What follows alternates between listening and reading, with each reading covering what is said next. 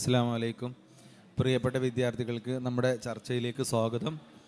വഴിയിൽ കുടുങ്ങുന്ന കേരളം എന്ന് പറയുന്ന വളരെ കാലിക പ്രസക്തമായൊരു വിഷയത്തെക്കുറിച്ചാണ് നമ്മളിന്ന് സംസാരിക്കാൻ ഉദ്ദേശിക്കുന്നത്.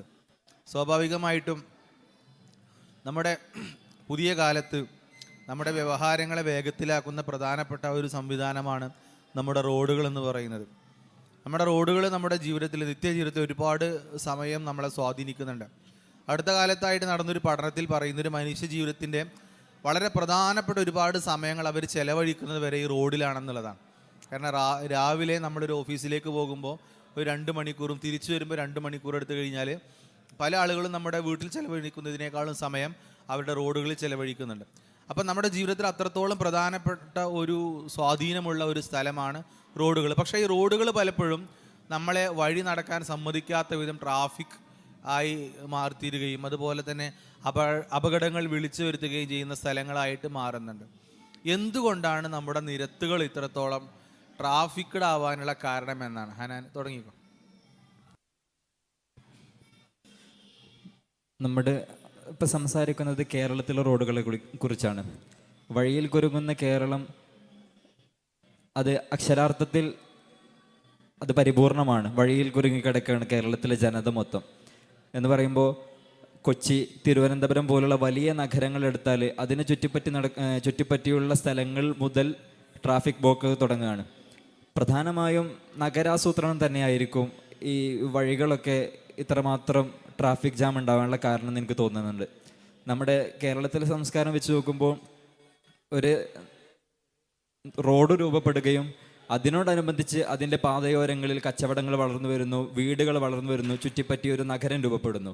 ഈ പാതയോരങ്ങളെ ചുറ്റിപ്പറ്റിയാണ് ഒരു നഗരം രൂപപ്പെടുന്നത്.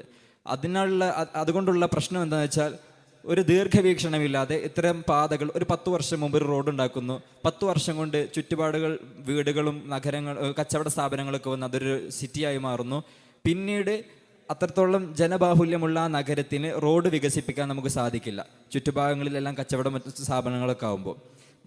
ഇത് നേരത്തെ ദീർഘവീക്ഷണത്തോടുകൂടെ ഒരു 10-30 വർഷം മുമ്പൊക്കെ തന്നെ ദീർഘവീക്ഷണത്തോടെ ഒരു നഗരാസൂത്രണം രൂപപ്പെടുത്തുകയും വരും ഭാവിയിൽ ഇവിടെ ഒരുപാട് ജനങ്ങൾ വരാനുണ്ടെന്നും ഒരുപാട് ആളുകൾക്ക് ഈ റോഡ് ഉപയോഗിക്കാനുള്ളതാണെന്നുമുള്ള ഒരു വീക്ഷണം നേരത്തെ ഉണ്ടായിരുന്നുവെങ്കിൽ നമുക്ക് ഈ ട്രാഫിക് ബ്ലോക്കുകളൊക്കെ ഏകദേശം തീർപ്പാക്കാമായിരുന്നു. കഴിഞ്ഞ ദിവസം ഞാനൊരു ഹൈവേയിലൂടെ യാത്ര ചെയ്യുമ്പോൾ, നമ്മുടെ നാഷണൽ ഹൈവേൻ്റെ പണി നടക്കുന്ന ഹൈവേയിലൂടെ യാത്ര ചെയ്യുമ്പോൾ എന്നോടൊരു ഡ്രൈവർ ഷെയർ ചെയ്ത ഒരു കാര്യം ഞാൻ പറയാം.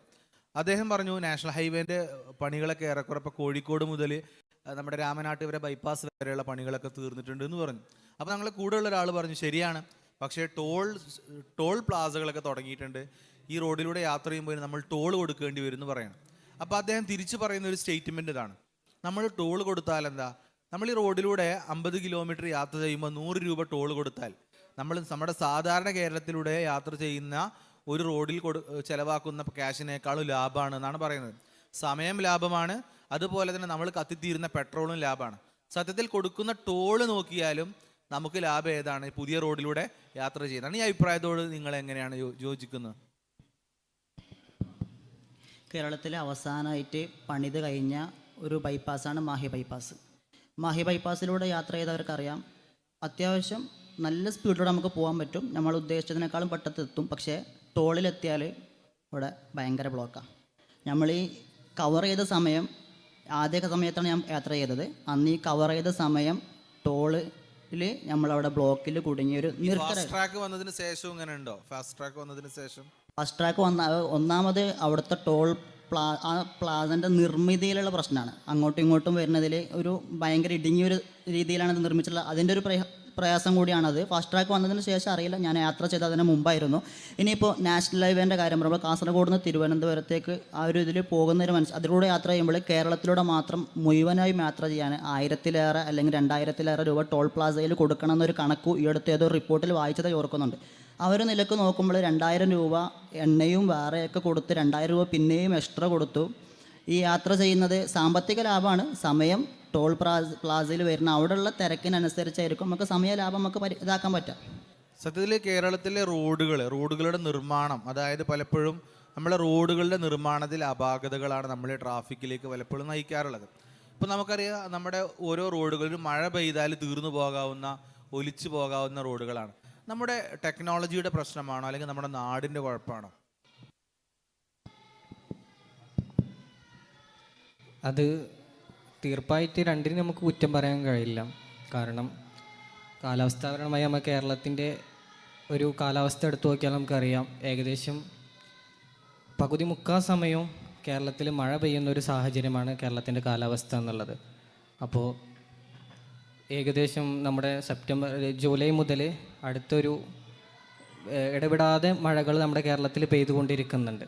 അപ്പോൾ ഇതിനിടയിൽ നമ്മളൊരു റോഡ് പണി തുടങ്ങാൻ വിചാരിച്ചാൽ തന്നെ ഈ ഒരു മഴ മൂലം നമ്മുടെ റോഡ് പണി ഒരുപാട് നടത്താൻ തന്നെ നമ്മൾ കുറേ വൈകാറുണ്ട്. മഴ മൂലം മാറ്റിവെക്കുന്ന അവസ്ഥകളുണ്ട്. അങ്ങനെ നമ്മൾ നീട്ടിവെച്ച് പിന്നെ നമ്മൾ ചെയ്യുമ്പോൾ ഒരുപാട് ടൈം നമുക്ക് അവിടെ നഷ്ടപ്പെടുന്നു. പിന്നെ നമ്മളത് ചെയ്ത് തീർക്കുമ്പോഴത്തിന് അടുത്തൊരു സമയം നമുക്ക് ചെയ്തു തരാം. ടെക്നോളജി എത്ര യൂസ് ചെയ്താലേ ഈ ഒരു മഴ എന്നുള്ളത് നമുക്ക് നമ്മളെ പ്രതികൂലമായി പലപ്പോഴും ഈ ഒരു പ്രശ്നമുണ്ടല്ലോ, മഴൻ്റെ പ്രശ്നം പറയുമ്പോൾ നമുക്ക് ഓർമ്മ വരുന്നത് മഞ്ഞ്, വർഷത്തിൽ 3-4 മാസം മഞ്ഞ് പെയ്യുന്ന രാജ്യങ്ങളാണ്. ഇപ്പോൾ അമേരിക്കയിൽ ഇപ്പോൾ അടുത്ത ദിവസമൊക്കെ നമ്മുടെ സുഹൃത്തുക്കളുടെ സ്റ്റാറ്റസൊക്കെ കണ്ടപ്പോൾ മനസ്സിലായത് അമേരിക്കയിൽ ഇപ്പോൾ അതിശൈത്യമാണ്. പ്രത്യേകിച്ച് വടക്കൻ അമേരിക്കൻ രാജ്യങ്ങളിൽ, നോർത്ത് അമേരിക്കയിൽ വളരെ നല്ല ശൈത്യമാണ്. ഇപ്പോൾ ന്യൂയോർക്കിലും വാഷിങ്ടൺ DC-യിലൊക്കെ താമസിക്കുന്ന ആളുകൾ മഞ്ഞിൻ്റെ അടിയിലാണ്. പക്ഷേ അവരുടെ ഒന്നും നമ്മുടെ ഈ കാണുന്ന ഈ ഒരു പ്രതിസന്ധി ഇല്ല. അവിടെ മഞ്ഞ് വരുന്നു, പിറ്റേ ദിവസം നേരം വെളുക്കുമ്പോഴേക്കും ഈ മഞ്ഞ് കട്ട് ചെയ്യാനുള്ള മെഷീൻസ് ഉണ്ടാകുന്നു, മഞ്ഞ് കട്ട് ചെയ്യുന്നു, അതേപോലെ തന്നെ റോഡ് നിന്നും ഈ സാധനങ്ങൾ മാറുന്ന വാഹനങ്ങൾ പോകുന്നു. ഇനി ഇന്ത്യയിൽ തന്നെ നമ്മൾ എടുത്തു നോക്കുകയാണെങ്കിൽ ഇന്ത്യയിൽ ഏറ്റവും ഡിഫിക്കൽട്ടായ ഇപ്പോൾ മുഗൾ റോഡ് നമുക്കറിയാം, ജമ്മുവിൽ നിന്ന് കശ്മീരിലേക്ക് കണക്ട് ചെയ്യുന്ന ഒരു റോഡാണ് മുഗൾ റോഡ്. ഈ മുഗൾ റോഡ് എന്ന് പറയുന്നതിൽ ഇപ്പോൾ ഏറെക്കുറെ മഞ്ഞിൻ്റെ അടിയിലായിട്ടുണ്ടാകും. മുഗൾ റോഡ് ഡിസംബർ തുടക്കത്തോട് കൂടിയിട്ട് മഞ്ഞ് വീണ് തുടങ്ങി, ഇപ്പം റൗണ്ട് മഞ്ഞിൻ്റെ. പക്ഷെ ഇവിടെയൊന്നും എന്ത് ചെയ്യാറില്ല, പലപ്പോഴും ഈ പ്രതിസന്ധി കാണാറില്ല. മഴയേക്കാൾ അത് ഭീകരമായ സംഭവമാണ് പലപ്പോഴും മഞ്ഞ് നമുക്ക് മനസ്സിലാവും. പക്ഷേ കേരളത്തിൽ എനിക്ക് തോന്നുന്നത് നമ്മൾ പലപ്പോഴും ഇതൊരു റോഡുകൾ എന്ന് പറയുന്നത് ഒരു നമ്മുടെ മന്ത്രിമാർക്കും അല്ലെങ്കിൽ നമ്മുടെ ഉദ്യോഗസ്ഥന്മാർക്കും, നേരത്തെ ഉസ്താദ് സൂചിപ്പിച്ച പോലെ നമ്മുടെ ബ്യൂറോക്രാറ്റുകൾക്കൊക്കെ പൈസ ഉണ്ടാക്കാനുള്ള ഒരു മാധ്യമമാണെന്ന് പലപ്പോഴും തോന്നിയിട്ടുണ്ട്. നിങ്ങൾ എങ്ങനെയാണ് അതിനെ നോക്കിക്കാണുന്നത്? അഴിമതിയുടെ വഴികൾ കൂടിയാണോ നമ്മുടെ റോഡുകൾ? ഇൻഫ്രാസ്ട്രക്ചേഴ്സിൻ്റെ കാര്യം പറയുമ്പോൾ അമേരിക്കയായിട്ടൊക്കെ നേരത്തെ ഉപമിച്ചതിൽ നമുക്കറിയാമല്ലോ, പൊതുവെ ഇന്ത്യ അമേരിക്ക അടിസ്ഥാന സൗകര്യങ്ങളുടെ വളരെ വലിയൊരു റേഷ്യോ ഉണ്ട്. അപ്പോൾ അവിടെയുള്ള റോഡുകളുടെ നിലവാരം സ്വാഭാവികമായിട്ടും ഇവിടത്തേക്കാൾ അധികമാണ്. പിന്നെ ഇന്ത്യയിൽ ഉദാഹരണം എടുത്തു നോക്കുമ്പോൾ മഞ്ഞും മഴയും റോഡിനെ പ്രതികൂലമായി ബാധിക്കുന്ന ഒരേ രീതിയിലാണെന്ന് തോന്നുന്നില്ല.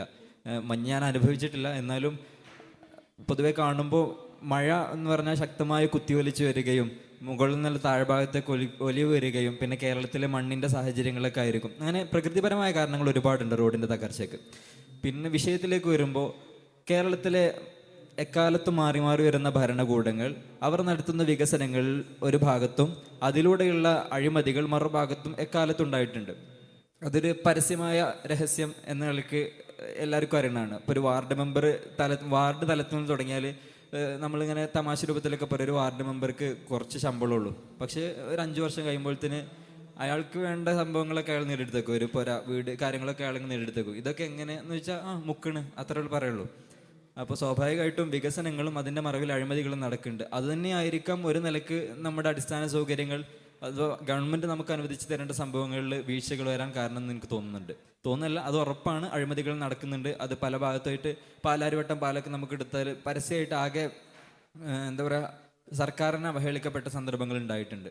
ശരിയാണ്. പാലാരിവട്ടം പാലത്തിൻ്റെ കേസിൽ അത് നടപ്പിലാക്കിയ മന്ത്രിയെ പിടിച്ച് ജയിലിട്ട സമയത്ത് അയാൾ പാലത്തിന് പോലും ഇത്ര കമ്പിയില്ലല്ലോ എന്ന് പറഞ്ഞ ഒരു കോമഡി പണ്ട് നമ്മളെവിടെയോ വായിച്ചതായിട്ട് ഓർക്കുന്നുണ്ട്.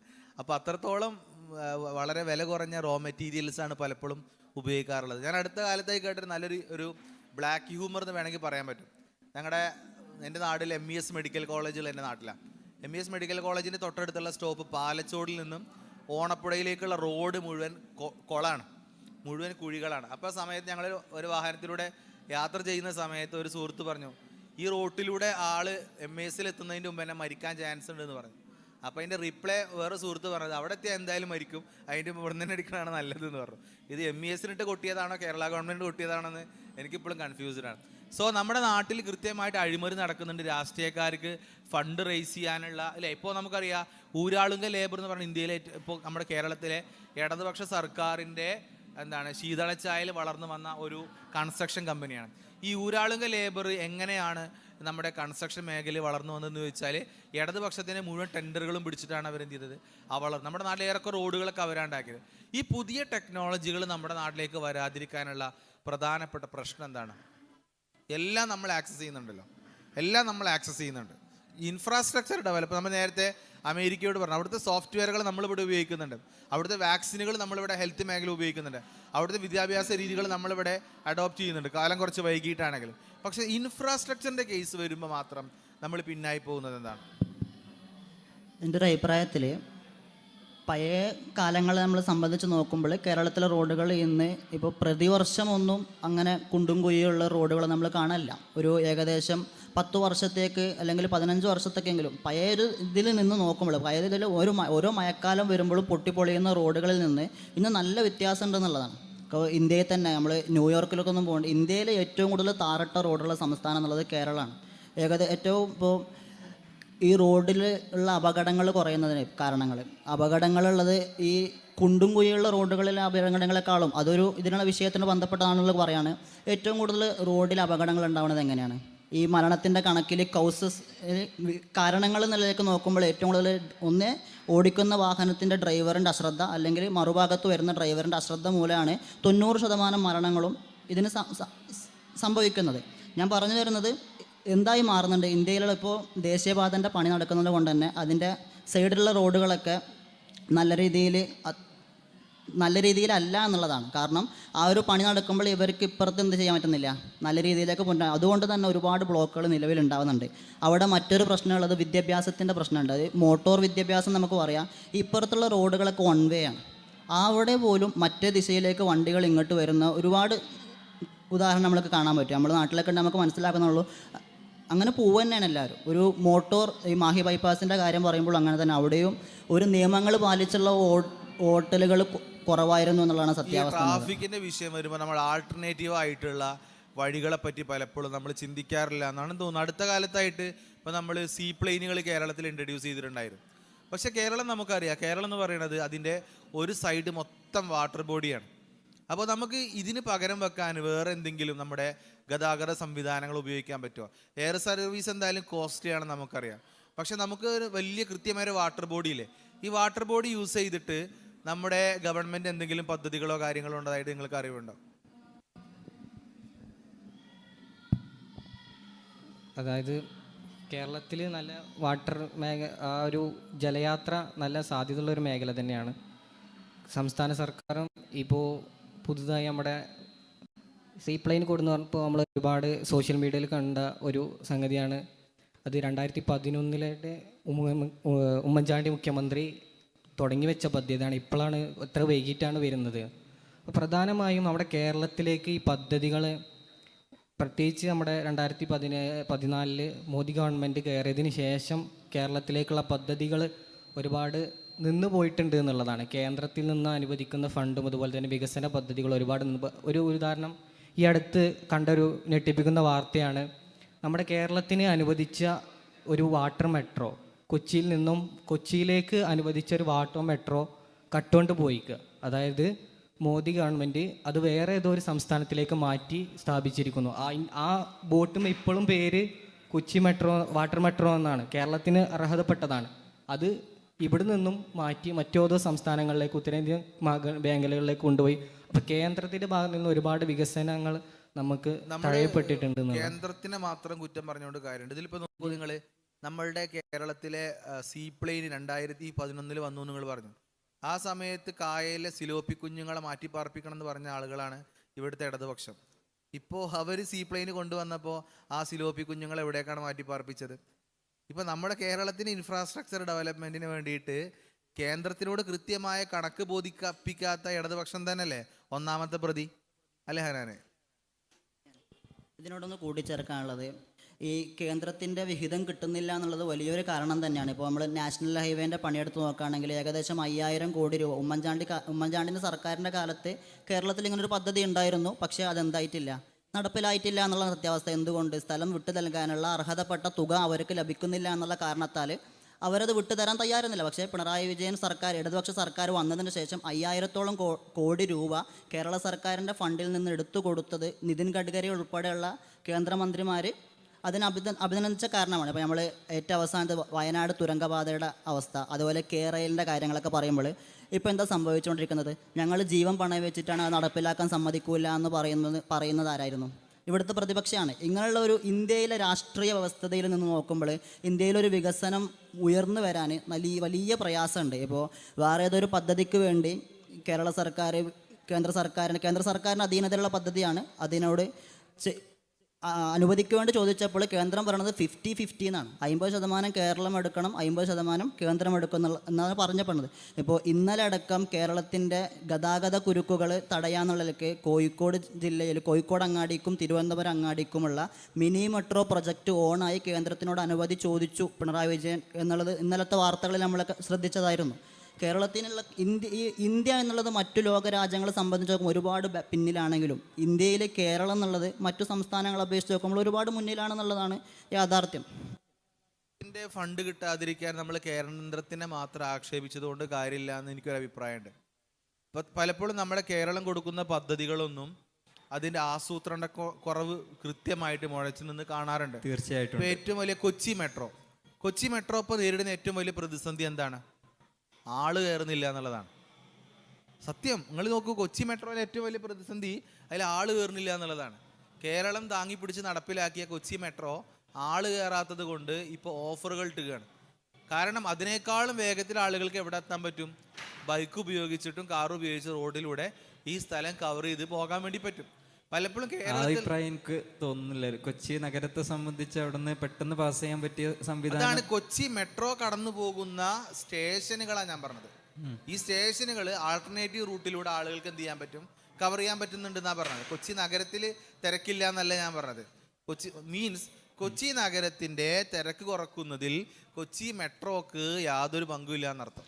നിങ്ങൾ ആൾട്ടർനേറ്റീവ് റൂട്ട്സ് എന്ന് പറയുമ്പോൾ എല്ലാവർക്കും സാധ്യമായ ഒരു കാര്യമല്ല അത് എന്നുള്ളതാണ് യാഥാർത്ഥ്യം. അങ്ങനെ അല്ലെങ്കിൽ പിന്നെ ജനങ്ങൾ അത് ചൂസ് ചെയ്യണ്ടേ?